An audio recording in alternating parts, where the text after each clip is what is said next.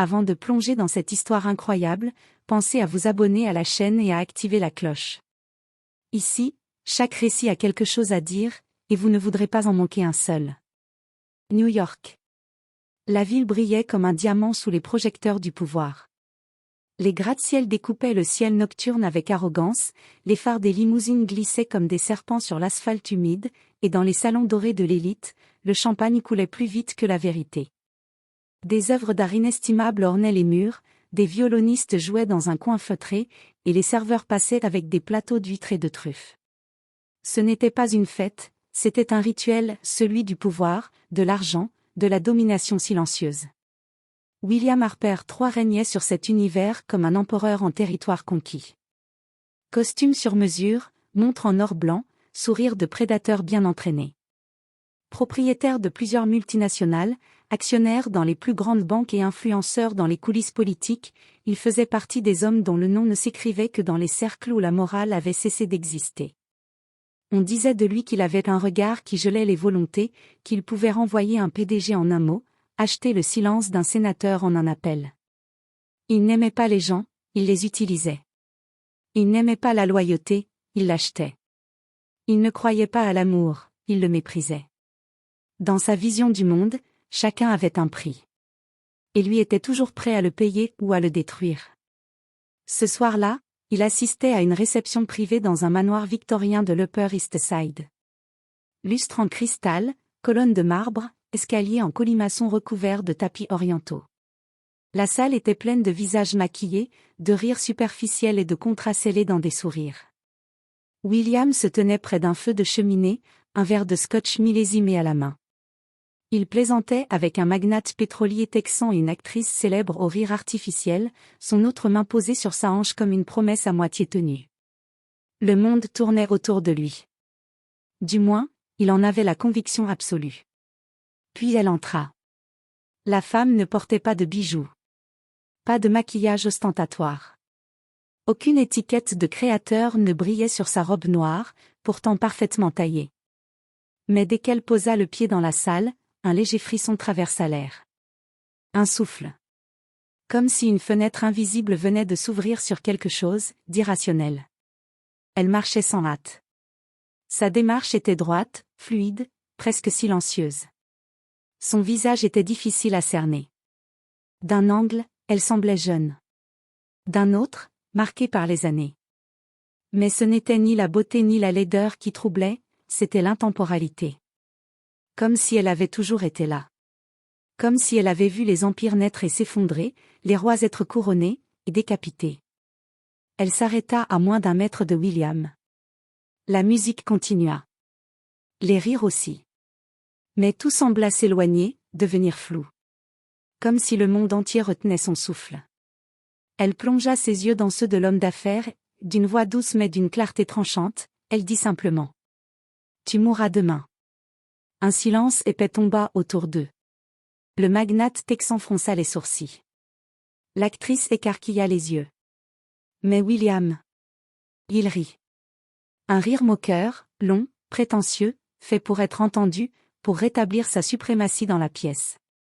Qui êtes-vous? Une voyante fauchée en quête de publicité? Une illuminée venue chercher son quart d'heure de gloire? Il jeta un regard vers la sécurité, qui semblait hésiter à intervenir.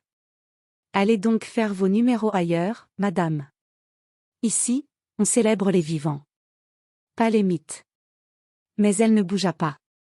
Elle ne cligna même pas des yeux. Elle se contenta de le fixer avec une intensité glaciale, comme si elle voyait à travers lui. À travers sa fortune, ses murs dorés, ses mensonges bien habillés. Puis, sans un mot de plus, elle tourna lentement les talons et disparut dans la foule. Personne ne la vit franchir la porte. William haussa les épaules, reprit une gorgée de scotch, lança une plaisanterie graveleuse et rit à nouveau, plus fort cette fois, pour effacer le malaise. Mais une chose avait changé. Ce rire-là. C'était le dernier qu'il adresserait au monde avec autant d'arrogance. Le lendemain, la lumière du matin traversa à peine les rideaux de soie lorsque William ouvrit les yeux. Sa tête tambourinait doucement, pas de gueule de bois, mais une lourdeur sourde, presque existentielle, comme si quelque chose avait changé pendant la nuit. Il cligna des paupières, étira ses bras, puis s'assit lentement au bord de son lit king size. Son luxueux appartement du Penthouse, d'habitude baigné de musique ou de bruit de téléphone, était d'un silence étrange, presque trop épais pour un matin ordinaire. Mais William Harper III n'était pas un homme sensible aux pressentiments. Il balaya cette sensation d'un revers d'épaule. Il se dirigea vers sa salle de bain marbrée, fit couler une douche brûlante, et passa machinalement ses mains dans ses cheveux humides. Devant le miroir, il redressa son col, ajusta son costume Armani bleu nuit, l'un de ses préférés. Ce genre de vêtements, pensait-il souvent, était une seconde peau pour les hommes qui dirigent le monde. Il descendit dans son ascenseur privé, smartphone en main, répondant à un mail d'un investisseur de Hong Kong, sans lever les yeux une seule fois.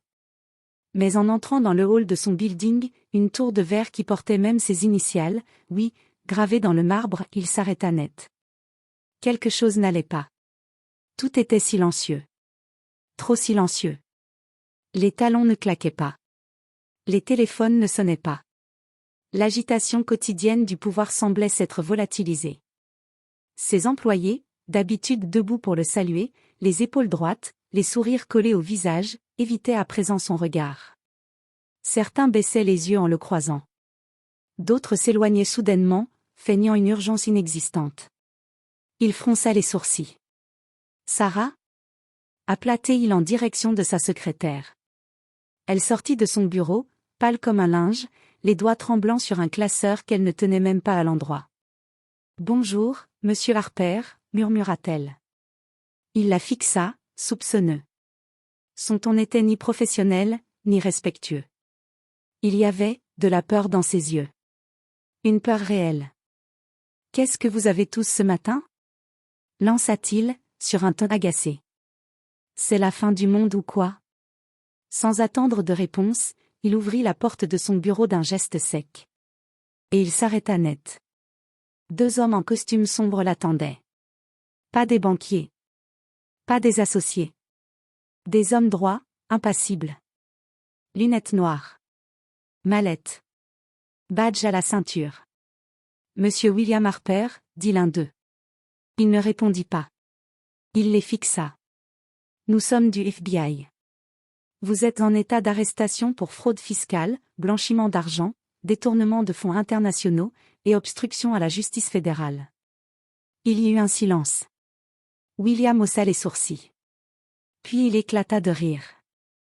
Un rire creux, forcé, qui résonna dans le bureau comme un mauvais écho. « Allons, vous plaisantez. C'est ridicule. Appelez mon avocat. Appelez le juge Morgan, bordel. Je l'ai nommé moi-même, ce type me doit tout. » Mais aucun téléphone ne sonna. Personne ne bougea. Même Sarah, derrière la porte entr'ouverte, restait figée, les mains serrées contre elle comme pour se protéger d'une déflagration. William s'avança d'un pas, menaçant.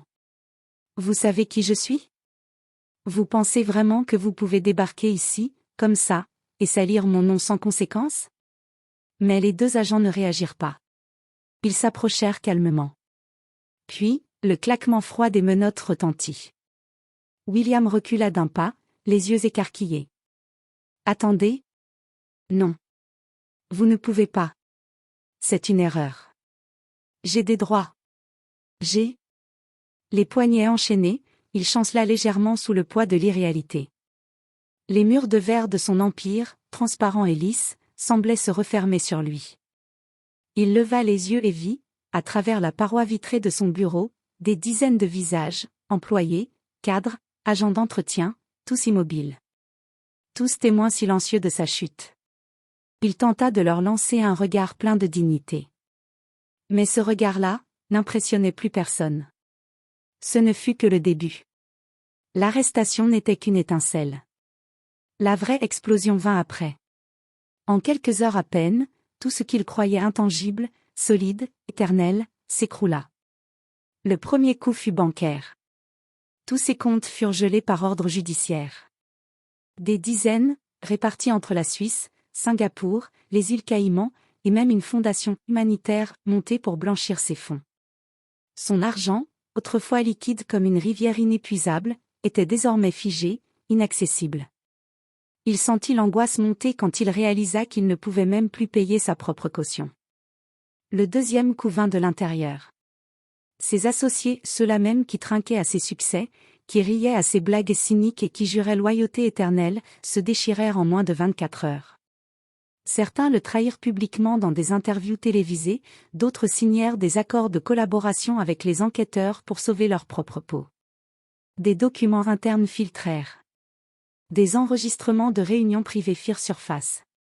Les noms, les montages financiers, les pots de vin, tout était mis à nu. Comme un immense corps disséqué sous les projecteurs. Puis ce fut le tour des médias. Ces photos, souriant lors de galas, s'affichèrent aux journaux du soir sous des titres comme « L'empereur déchu, de Wall Street à la cellule, le vrai visage de William Harper III ». Les chaînes d'information tournaient en boucle des vidéos d'archives, des extraits de discours arrogants, des fragments de sa vie soigneusement construite, désormais utilisés contre lui. Sa femme, Miranda, ne perdit pas une seconde. Le divorce fut engagé avant même sa première nuit en cellule. Ils vivaient déjà dans des ailes séparées de leur pentouse, mais là, elle choisit de l'anéantir publiquement. Un communiqué sec, calculé, où elle déclarait être abasourdie par la double vie de son mari. Elle le qualifia de « stranger », un étranger, et exigea la totalité de la maison de Martha S. Vignard, ses bijoux, sa part dans la société immobilière familiale. Elle ne versa pas une larme. Pas une seule. Mais ce qui le frappa le plus, ce fut son fils. Ethan. 23 ans. Étudiant en droit, discret, à peine présent lors des dîners.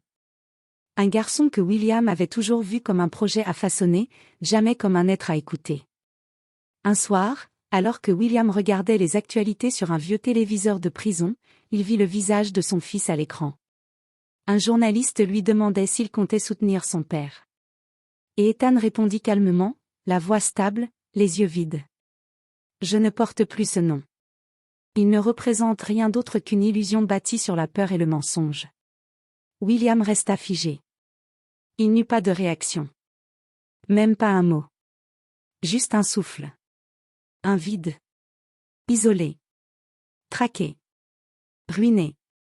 Dans sa cellule froide, les murs grisailles l'encerclaient comme les restes d'un tombeau moral. L'odeur de métal, de sueur, et de désespoir imprégnait chaque recoin. Assis sur sa couchette, les coudes posés sur ses genoux, William ne regardait pas autour de lui. Il fixait un point invisible sur le mur en face.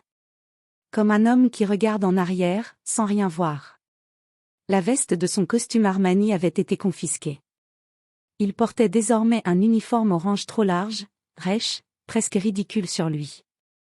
Lui, le roi d'autrefois, était méconnaissable. Et dans ce silence, dans ce vide que plus personne ne comblait, il pensa à elle. À la femme en noir. Elle n'avait rien exigé. Elle n'avait fait aucune menace. Elle s'était contentée d'une phrase. « Tu mourras demain. » À cet instant, il comprit. Elle n'avait jamais parlé de sa mort physique. Pas d'un cœur qui s'arrête. Pas d'un accident ou d'un meurtre. Elle parlait de la fin de tout ce qui le définissait. La mort de son pouvoir. La mort de son nom. La mort de cette illusion d'intouchabilité qu'il avait si soigneusement cultivée. La mort de la peur qu'il inspirait, du respect qu'il imposait, de la vie qu'il croyait éternelle. Et ce fut bien pire qu'une tombe. C'était la disparition en pleine vie. La ruine d'un empire intérieur. Le monde tournait encore, mais plus autour de lui. Il n'était plus que le silence après le vacarme. La nuit tomba lentement sur la prison fédérale. Dans les couloirs, les pas des gardiens devenaient plus rares, les portes métalliques claquaient une dernière fois avant le silence. La lumière des néons vacilla une ou deux fois, puis s'éteignit section par section, plongeant l'aile nord dans une obscurité presque totale. Dans sa cellule, William tremblait. Ce n'était pas à cause du froid. Pas à cause de la cellule humide, ni de la couverture fine. C'était autre chose. Quelque chose de plus profond, de plus ancien. Une peur primitive. La vraie. Celle que même les hommes les plus puissants ne peuvent fuir. Il s'assit lentement sur le bord de sa couchette, les mains jointes, comme pour se protéger de ses propres souvenirs. Il avait passé toute la journée à rejouer les scènes de sa vie. Les choix. Les silences. Les trahisons. Il se revit jeune, affamé de succès, brillant mais impatient. Il se souvint de cette femme, Emma, qui croyait en lui, qu'il aimait avant qu'il ne soit quelqu'un. Il l'avait laissée derrière, remplacée par les conquêtes faciles, les trophées sociaux. Il se revit trahir son ami d'enfance, vendre son silence pour une promotion. Il se souvint du moment où il avait appris à éteindre sa conscience, à rire pendant qu'il détruisait des vies au nom du profit. Il s'était choisi roi. Et maintenant, il n'était plus qu'un mendiant de sens. Alors que ses pensées le noyaient, un claquement sec brisa le silence. Clic. La lumière de sa cellule s'alluma, d'un seul coup, cru, brutal. William leva les yeux, le souffle suspendu. Elle était là. Dans l'ombre, debout, immobile. La femme en noir. Aucune porte ne s'était ouverte. Aucun bruit de pas. Elle était simplement apparue. Elle portait toujours la même robe sobre, élégante, mais sans ornement. Son visage était encore plus énigmatique que dans son souvenir. Il semblait briller d'une lumière intérieure, presque irréelle, et ses yeux étaient calmes et terribles à la fois. William sentit son cœur cogner dans sa poitrine. « Qui êtes-vous » murmura-t-il, d'une voix brisée. « Pourquoi moi » Il ne parlait plus comme un homme d'affaires. Il ne jouait plus de rôle. Il parlait comme un enfant au bord de l'abîme. Elle s'approcha d'un pas. Aucun bruit. Aucune ombre ne se projetait au sol. Sa voix, quand elle parla, était douce. Mais tranchante comme un scalpel. Tu as vécu comme un roi, William. Tu as dominé, conquis, manipulé. Mais tu n'as rien bâti. Rien aimé. Tu as traité les autres comme des pions. Tu as détruit des vies pour bâtir ton trône. Brisé des familles pour grimper d'un étage de plus. Tu as étouffé des rêves, piétiné des existences. Et pire encore, tu n'as jamais douté. Pas un instant. Il baissa les yeux. Un frisson lui remonta la nuque. Ses mains tremblaient. Je vous en supplie, souffla-t-il. Aidez-moi. Je ferai tout pour changer. Tout. Laissez-moi une autre chance. Je ne veux pas que ce soit la fin. Elle s'approcha encore. Il n'était plus qu'à 1 mètre. William leva lentement les yeux vers elle. Il chercha de la pitié dans son regard, une trace de compassion. Mais elle ne haussa pas la voix. Elle ne cria pas. Elle dit simplement, comme une évidence. Ce n'est pas à moi qu'il faut demander pardon. Un silence vertigineux tomba sur la cellule. Alors à qui, demanda-t-il, les larmes aux yeux. Mais elle ne répondit pas. Elle le regarda une dernière fois. Longtemps. Comme si elle pesait son âme. Puis, sans bouger les lèvres, elle disparut. Elle ne s'évanouit pas. Elle ne s'évapora pas. Elle n'était plus là, tout simplement. Comme si le monde avait cessé de l'inclure. William resta seul. Assis. Le dos courbé. Le visage ruisselant de larmes silencieuses. Il ne tremblait plus. La peur avait laissé place à une forme de vide plus douloureux encore que la peur. Pour la première fois, il comprit qu'il ne pourrait pas s'acheter une rédemption. Pas avec de l'argent. Pas avec des promesses. Et que certaines dettes ne se paient pas avec des mots. Quelques années plus tard, dans une petite ville paisible de Pennsylvanie, le vent d'automne portait avec lui l'odeur des feuilles mortes et des souvenirs oubliés. Un vieil homme balayait le sol d'un centre communautaire modeste, situé au coin d'une rue que peu de gens remarquaient. Ses gestes étaient lents mais précis, empreints d'une humilité sincère.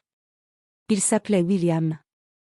Les enfants qui couraient autour de lui ne savaient rien de son passé. Pour eux, il était simplement Monsieur William, celui qui aidait à servir la soupe chaude les jours froids, celui qui réparait les jouets cassés avec patience, celui qui racontait les plus belles histoires comme s'il les avait vécues.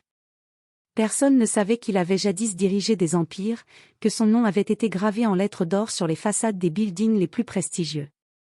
Ce nom, William Harper III, avait disparu des journaux, des mémoires, et même de sa propre bouche. Il n'était plus qu'un homme parmi les autres. Un homme revenu à l'essentiel. Un après-midi d'hiver, alors que le soleil déclinait lentement, une femme entra dans le centre. Elle portait une robe noire, simple mais élégante. Elle n'avait pas changé. Ses yeux étaient toujours aussi profonds, perçants, comme s'ils voyaient à travers le temps et les hommes. Les enfants cessèrent un instant de jouer, fascinés sans comprendre pourquoi. Le silence s'installa. William leva les yeux. Il la reconnut aussitôt. Il ne fut pas surpris. Il ne trembla pas. Il ne détourna pas le regard. Il hocha simplement la tête, comme on reconnaît une vieille vérité. La femme s'approcha lentement, un léger sourire aux lèvres. Elle n'avait rien d'effrayant, rien de cruel. Elle était calme, presque douce. Mais elle portait toujours ce mystère insondable. « Tu es enfin vivant », dit-elle simplement. Et dans ces mots, il y avait tout. Le jugement. Le pardon. La reconnaissance d'un chemin parcouru. William ne répondit pas. Il n'avait pas besoin. Tout était dit. Tout était compris. Puis elle tourna les talons, et s'en alla sans un bruit. Cette fois, il ne la vit plus jamais. Le monde oublia William Harper III, le magnate, le titan de la finance, l'homme dont le nom faisait trembler les puissants. Il ne resta de lui aucune statue, aucun gratte-ciel, aucune biographie. Mais dans le hall discret du centre communautaire, à côté d'un banc en bois sur lequel les enfants aimaient s'asseoir pour écouter des histoires, une petite plaque fut posée, discrète mais sincère. En mémoire de celui qui a tout perdu. Et qui a enfin compris. Et parfois, les plus âgés racontaient à voix basse qu'avant de mourir, cet homme leur avait appris la chose la plus importante. Qu'il vaut mieux être oublié, mais avoir aimé et aidé. Que célèbre, mais seul dans son empire de verre.